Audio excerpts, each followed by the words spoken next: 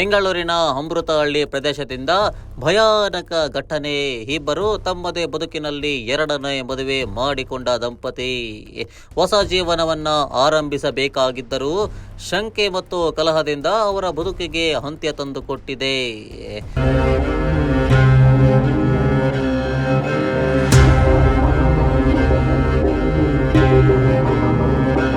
ಅಂಜಲಿಗೆ 20 ವರ್ಷದ ಯುವತಿ. ತಮ್ಮ ಪ್ರಥಮ ಮದುವೆಯಿಂದ ಮಗುವನ್ನ ಹೊಂದಿದ್ದರು. ಆದರೆ ದಾಂಪತ್ಯದ ಕಲಹದಿಂದ ಅವರ ಮೊದಲ ಮದುವೆ ಮುರಿದು ಬಿದ್ದಿತ್ತು. ಈ ಮಧ್ಯೆ ಯಾದಗಿರಿಯ ಸುರಪುರ ಮೂಲದ ರವಿಚಂದ್ರ ಅವರ ಮೇಲೆ ಅಂಜಲಿ ಪ್ರೀತಿಯನ್ನು ಆರಂಭಿಸಿತ್ತು. ಇಬ್ಬರು ಮದುವೆಯಾದ ಬಳಿಕ ಅಮೃತಹಳ್ಳಿಯ ಗಂಗಮ್ಮ ಲೇಔಟ್ನಲ್ಲಿ ಕಳೆದ 2 ತಿಂಗಳಿಂದ ವಾಸವಾಗಿದ್ದರು.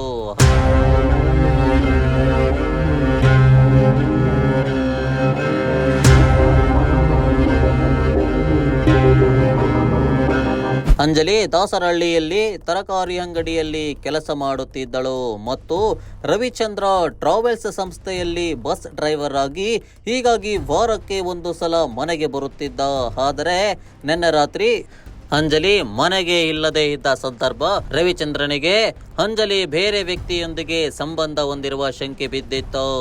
ಈ ಶಂಕೆ ಕೋಪಕ್ಕೆ ಪರಿವರ್ತನೆಗೊಂಡು ರಾತ್ರಿ 1 ಗಂಟೆ ಸರಿಸುಮಾರಿಗೆ ಮನೆಯಲ್ಲಿ ನಿದ್ರಿಸುತ್ತಿದ್ದ ಅಂಜಲಿಯನ್ನು ರವಿಚಂದ್ರ ಚಾಕುವಿನಿಂದ ಹಲ್ಲೆ ಮಾಡಿ ಕೊಲೆ ಮಾಡಿದರು. ಸ್ಥಳಕ್ಕೆ ತಲುಪಿದ ಅಮೃತಹಳ್ಳಿಯ ಪೊಲೀಸರು ತಕ್ಷಣವೇ ಅಂಜಲಿಯನ್ನು ಆಸ್ಪತ್ರೆಗೆ ಕರೆದುಕೊಂಡು ಹೋಗಿದ್ದರು. ಮಾರ್ಗ ಮಧ್ಯದಲ್ಲಿ ಅವಳು ಸಾವಿಗೀಡಾಗಿದ್ದಾರೆ. ರವಿಚಂದ್ರ ಸ್ವತಃ ಪೊಲೀಸರ ಮುಂದೆ ಇವತ್ತು ಕೃತ್ಯದ ವಿವರ ಬಿಚ್ಚಿಟ್ಟಿದ್ದಾರೆ. ಪೊಲೀಸರು ಪ್ರಕರಣ ದಾಖಲೆ ಮಾಡಿ ಪರಿಶೀಲನೆ ನಡೆಸುತ್ತಿದ್ದಾರೆ. ಅಂಜಲಿ ಮೃತದೇಹವನ್ನು ಮರಣೋತ್ತರ ಪರೀಕ್ಷೆಗೆ ಅಂಬೇಡ್ಕರ್ ಮೆಡಿಕಲ್ ಕಾಲೇಜ್ಗೆ ರವಾನಿಸಲಾಗಿದೆ.